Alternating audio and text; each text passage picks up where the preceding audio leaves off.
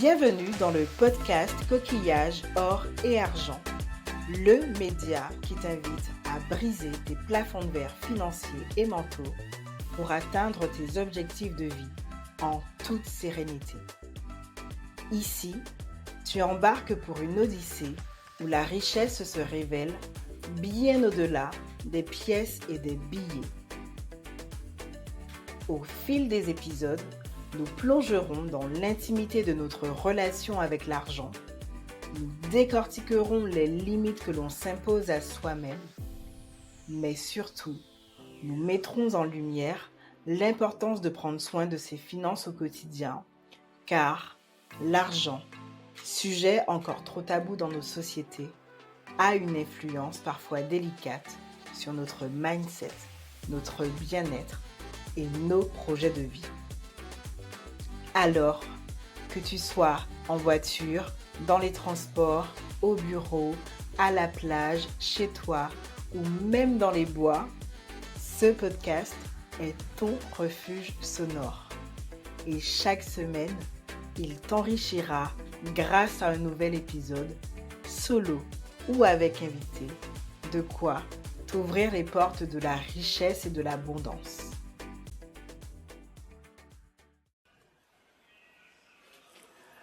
Bienvenue dans un tout nouvel épisode du podcast Coquillage, Or et Argent, le podcast qui t'enrichit en parlant d'argent autrement. Aujourd'hui, c'est un nouveau format que nous allons tester ensemble, la revue COA, qui est la revue d'un livre qui parle d'argent, ou d'un tout autre contenu d'ailleurs. Je ne sais pas si j'ai pu le dire auparavant au cours des épisodes, des fois ça m'arrive, mais j'adore lire. J'adore lire depuis toujours, depuis toute petite. Je sais que ce n'est pas le cas de tout le monde et c'est ok. Mais du coup, moi, acheter des livres, ça a été une dépense d'abord, avant d'être un investissement, mais une dépense qui ne m'a jamais provoqué de sentiment de culpabilité. Donc, c'est aussi pour ça que j'ai beaucoup de livres que j'ai toujours pas lus d'ailleurs. Mais du coup, pour moi, l'achat de livres ou le livre en règle générale, c'est une manière pour moi de me nourrir, de m'instruire, de m'éduquer sur des sujets qui comptent pour moi. Et aujourd'hui, j'aimerais partager avec vous mes coups de cœur, ou pas d'ailleurs, et le fait que je me suis construite en fait au fil du temps, une bibliographie, voire une médiathèque financière, et j'aimerais la partager avec vous. Donc, je précise, j'ai oublié de préciser, personne ne m'a mandaté pour faire la promotion d'un livre, d'un contenu ou quoi que ce soit. Je suis full indépendante sur mes sujets, sur la manière dont je les traite. Mais si les auteurs en question se reconnaissent parce qu'ils vont le savoir, une fois que vous aurez liké la vidéo, une fois que vous serez abonné, que vous aurez laissé des commentaires, que vous aurez partagé la vidéo, une fois que vous aurez fait tout ça, peut-être que ce sera l'occasion de finalement les inviter sur le podcast pour discuter un peu plus en profondeur de leur histoire et pourquoi pas de leurs livres ou d'autres sujets d'actualité qu'ils ont en ce moment. Voilà, je dis ça comme ça. Ça ne tient qu'à vous. Donc aujourd'hui, on va parler d'un livre en fait qui me tient à cœur, qui est très récent dans ma bibliothèque, que j'ai acheté en décembre, je crois, 2024. C'est un livre dont on parle beaucoup en ce moment sur les médias. Je pense que vous en avez peut-être entendu parler, notamment si vous vous promenez dans les allées de la FNAC ou si vous allez sur Amazon, il est dans le top 10 des ventes en ce moment. Et moi, c'est un livre en fait que j'ai acheté. Pourquoi? Qu'est-ce qui m'a donné envie de l'acheter, de le lire, puis de vous le partager? Mais je dirais que, il y a le titre qui était accrocheur. Franchement, l'auteur, il a un message clair. L'objectif, il est affiché, il va à l'essentiel. Et d'ailleurs, dans sa manière de parler, c'est pareil. Il est cash. Et moi, j'adore. J'adore les gens cash. En fait, j'adore les gens francs. Donc, du coup, c'est vrai que c'est un discours qui a percuté, en tout cas chez moi. Ça a résonné chez moi assez facilement. Deuxièmement, l'auteur, il s'y connaît. que ce soit par rapport à son expérience de vie personnelle ou par rapport à son expérience de vie professionnelle, puisqu'il travaille dans le milieu de la finance. Donc du coup, c'est vrai que c'est intéressant d'avoir un spécialiste à la fois, mais qui a aussi une très grande ambition pour ses compatriotes français. Donc vraiment, quand vous lirez ce livre, vous verrez que en termes d'ambition, de projet en lien avec l'éducation financière, ben, je lui dis bravo et pourquoi pas y participer à mon échelle comme je le fais aujourd'hui. Et puis, moi, je l'ai connu via une interview, tout simplement, sur YouTube. Forcément, dans les algorithmes, quand vous êtes beaucoup sur les sujets d'argent, mais ça vous propose d'autres sujets en lien. Et je crois que c'était une interview sur Sud Radio.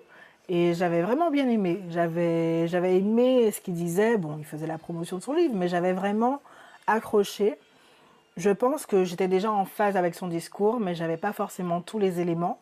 Et via le livre, j'ai appris de nouvelles choses hein, et que je vous dirai tout à l'heure, sans spoiler. Et puis voilà. Ah oui, il y a un quatrième point, c'est que c'est pas un livre de stratégie financière. Et ça, c'est important de le dire. Je trouve que c'est un livre plus de constat, de changement d'état d'esprit, de mindset, comme on dit aujourd'hui. Un livre, en fait, pour avoir le B à bas, en fait, sur l'éducation financière, pour commencer, en fait, à se prendre en main. Et c'est bien écrit, c'est très accessible. Je pense que en termes de cible, c'est vraiment soit les débutants en matière de gestion financière, soit des gens qui vraiment ont déjà commencé ou même parfois ont certaines facilités, mais ont besoin d'un coup de pouce, d'aller plus loin ou ont peut-être raté des choses en chemin. Donc, du coup, moi, je trouve que c'est un bon livre en fait pour tous les gens qui ont envie de prendre leurs finances en main. Et je pense qu'en disant tout ça, je pense que vous avez peut-être deviné de qui il s'agit. Il s'agit du livre Prenez votre argent en main de Mathias Bacchino. Toudou. Voilà, le livre a fait ce qu'il a fait.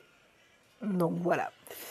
Du coup, une fois que j'ai dit tout ça, une fois que je vous ai montré le livre, donc je précise que je ne suis pas sponsorisée du tout.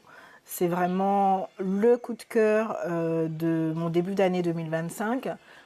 Que j'avais anticipé, hein, je l'ai acheté en cadeau de Noël, tout simplement. Oui, c'est ce que je m'offre en cadeau de Noël, ne me jugez pas.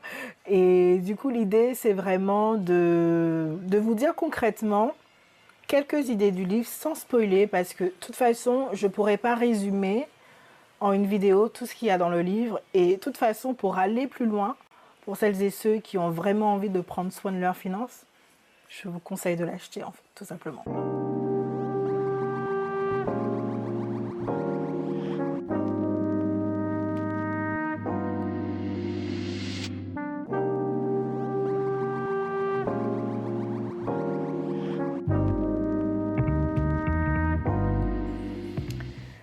Alors, commençons. Je regarde ce que j'ai marqué à côté. Alors, j'ai noté 6 idées. J'ai noté 6 idées. Il y en a beaucoup plus, mais moi, j'ai décidé d'en mettre que 6. Voilà. Premièrement, c'est quelque chose qui me tient à cœur. On parle du fait de changer son rapport à l'argent. On le sait, en France, l'argent est tabou. Je ne vous apprends rien aujourd'hui. Et il y a une urgence aussi à prendre soin de ses finances parce que il y a un endettement collectif, le pouvoir d'achat se dégrade. On sait très bien que l'inflation et la vie chère, si vous êtes aux Antilles, est bien présente. Donc, du coup, il y a vraiment une urgence en fait à se poser des questions sur comment je gère mon argent. Et puis, il faut savoir que les politiciens ou l'État ou le monde de la finance, vos banquiers, n'ont aucun intérêt à ce que vous soyez formés en fait. Il faut le savoir. Hein. Donc, plus vous restez ignorant, mieux c'est pour eux. Donc après, c'est à vous de voir ce que vous voulez, mais les chiffres sont clairs. Aujourd'hui, il y a 55% des Français qui ont peur pour leur avenir financier, et il y a les 2 tiers qui se disent qu'ils n'auront pas une bonne retraite en fait. Donc du coup, après, c'est à vous de décider, en ayant ces informations, qu'est-ce que vous allez faire. Donc, Après, il y a un point que j'aime bien dans le fait de changer son rapport à l'argent. On parle du tabou de fait de libérer la parole, mais il a aussi, et je pense que c'est ça qui m'a touchée, et c'est pour ça que j'ai acheté le livre, c'est il a aussi une approche émotionnelle qui est souvent sous-estimée. En fait, quand on parle d'argent, d'éducation financière, on parle souvent des outils pour justement investir, etc., se former et tout. Mais on met souvent en retrait, je trouve encore aujourd'hui, l'aspect émotionnel, le fait que parfois, mais comme dans d'autres situations, c'est pas que dans l'argent, mais nos émotions peuvent nous contrôler en fait et nous empêcher de prendre les bonnes décisions. Donc du coup, c'est vrai qu'apprendre à détecter, comprendre ce qui se cache derrière, je regarde puisqu'il y a des bêtes à côté, apprivoiser ses émotions, c'est hyper important. Et puis ben, dans le cas le plus intéressant, ben, se faire accompagner en fait. C'est à ça que ça sert hein, en tout cas. Donc du coup, moi j'aime bien. J'aime bien parce qu'on parle du fait pardon, de libérer la parole sur l'argent, mais on parle aussi du fait de prendre soin aussi de ses émotions financières. Et ça, c'est extraordinaire. Voilà. Ça, c'est le premier point. Deuxième point, posez des questions à votre banquier et surtout négociez vos frais. Ça, je pense que c'est mon préféré en termes de conseils qu'il donne.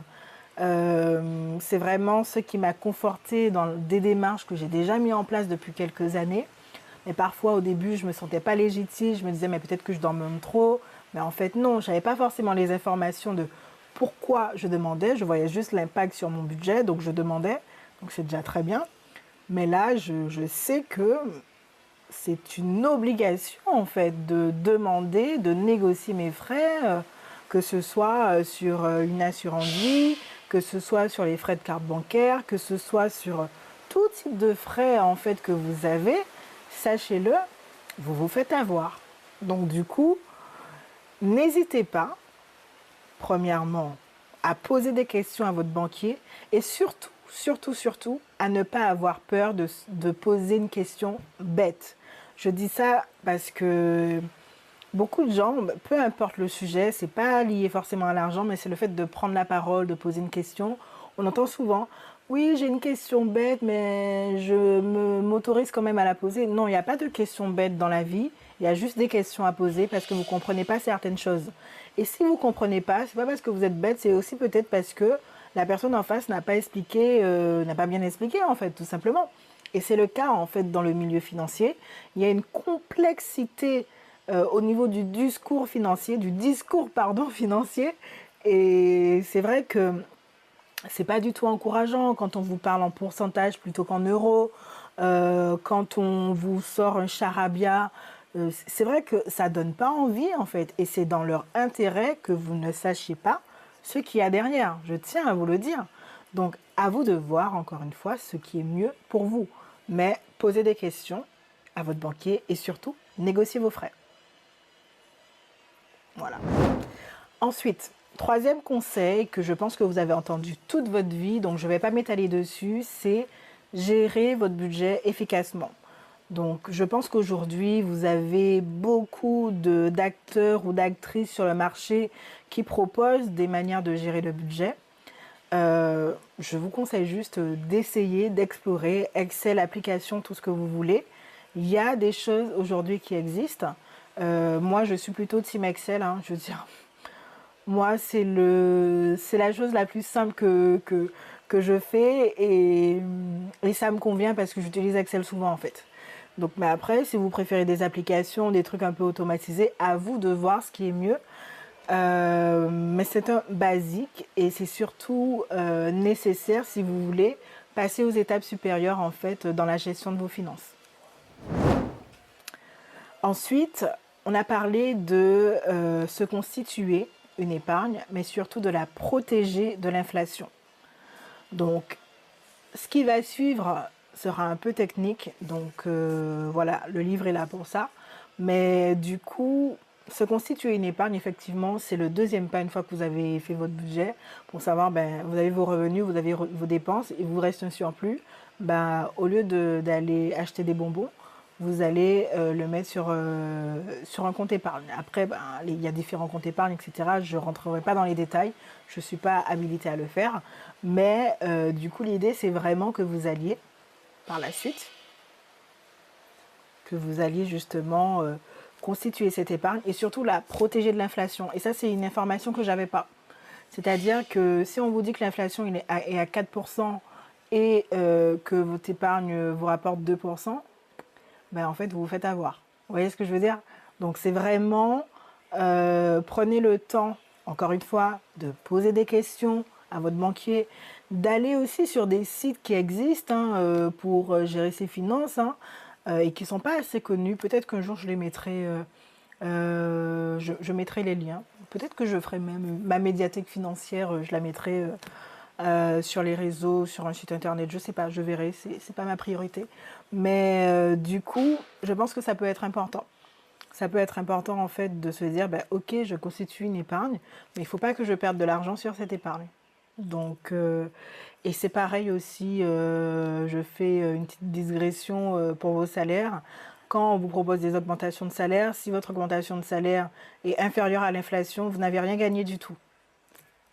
Je l'ai dit. Voilà, expérience vécue. Je l'ai dit. On continue.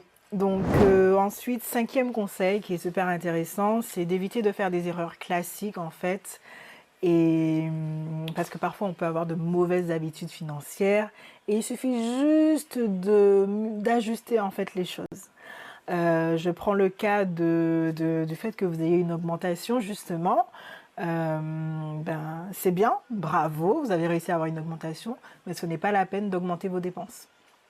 Ce n'est pas parce que vous avez augmentation que vous devez changer d'appartement, acheter une maison.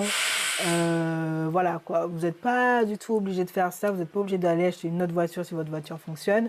Vous n'êtes pas obligé de faire ça en fait. Vous pouvez juste vous dire, bah, je garde le même niveau de vie, le même train de vie, et le surplus, je l'épargne. Je sais que c'est pas facile parce qu'on a cette tendance à vouloir du plaisir immédiat. C'est ok. Peut-être que sur l'augmentation, vous allez prendre 20% pour vous faire plaisir. Mais dites-vous, je pense à la gratification différée. Ça, c'est un truc bien.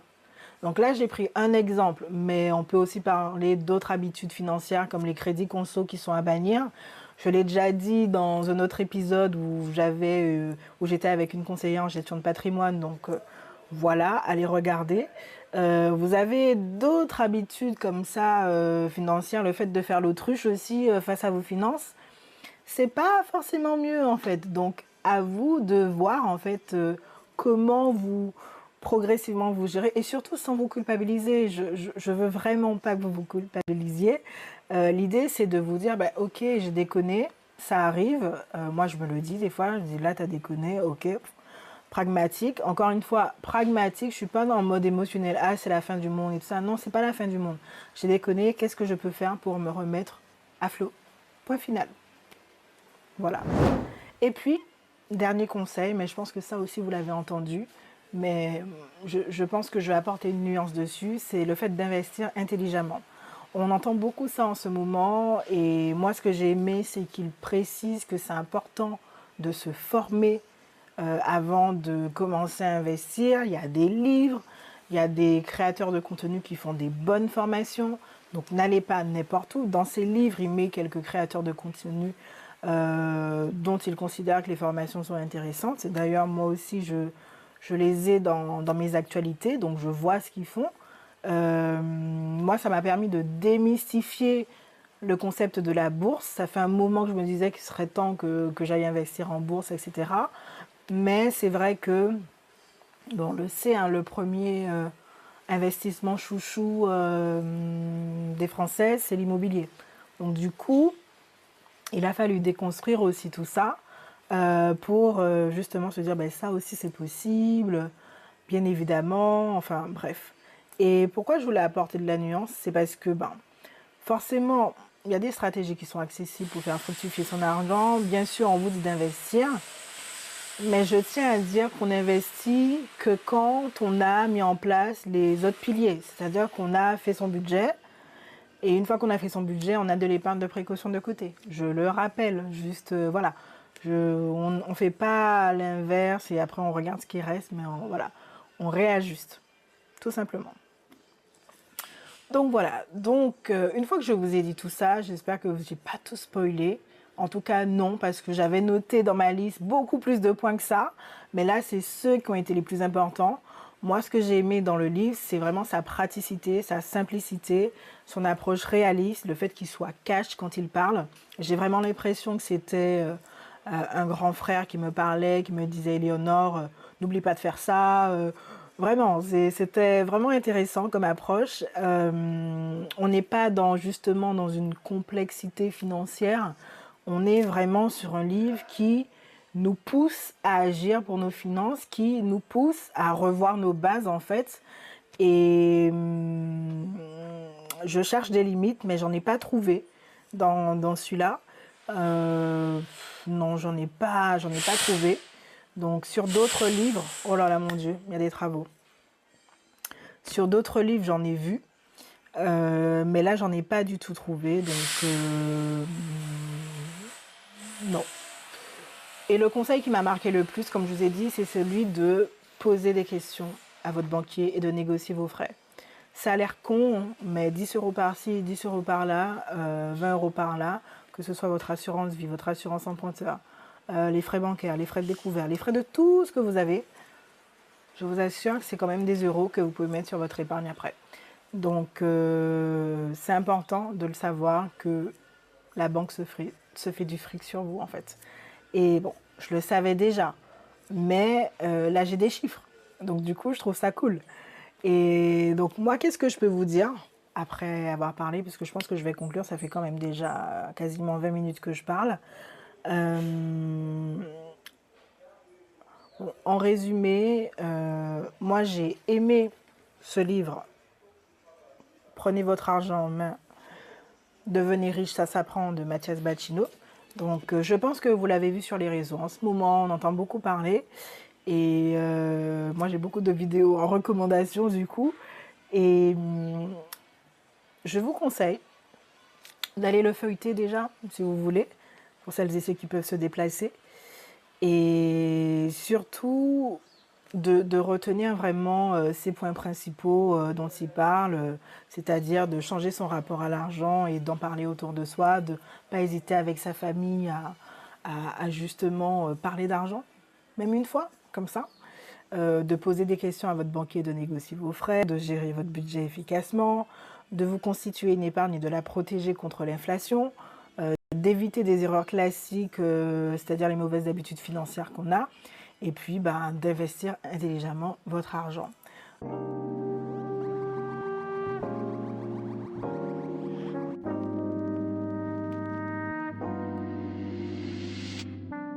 Donc voilà, c'est fini pour aujourd'hui.